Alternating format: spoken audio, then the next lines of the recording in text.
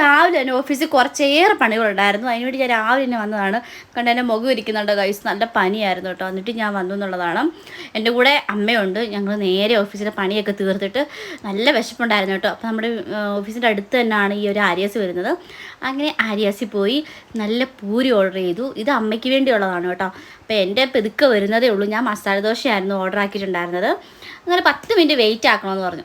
അപ്പം പിന്നെ അമ്മയുടെ പൂരിയിൽ നിന്ന് നമുക്ക് കൈയിട്ട് വരാമെന്ന് വിചാരിച്ചു. അങ്ങനെ 3 പൂരിയിൽ 2 പൂരി ഞാൻ അകത്താക്കിയെന്ന് പറയാമല്ലോ. നല്ല ടേസ്റ്റ് ഉണ്ടായിരുന്നു കേട്ടോ. എനിക്ക് ഭയങ്കരമായിട്ട് ഇഷ്ടപ്പെട്ടു.